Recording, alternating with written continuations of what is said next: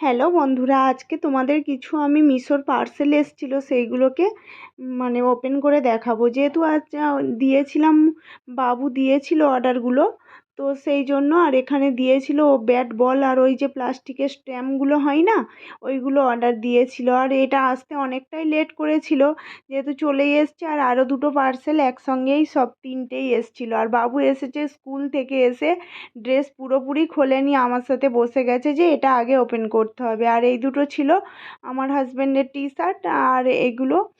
তো সবগুলোই খুলে দেখবো একসঙ্গে, যেহেতু তিনটেই এসছে। আর এখানে যেহেতু গেটের কাছতে আনতে হয়, তো ওখান থেকে নিয়ে বাবুদের নিয়ে একেবারে চলে এসেছিলাম। এখানে দিয়েছিল কালারগুলো হালকা, কিন্তু 380 করে নিয়েছিল, কিন্তু যে খুব ভালো হয়েছে, কারণ হালকা গরমের সময় বা এই সময় পরতেও ভালো লাগবে। আমার তো ভালো পছন্দ হয়েছে, তো দারুণ লাগছিল আজকে।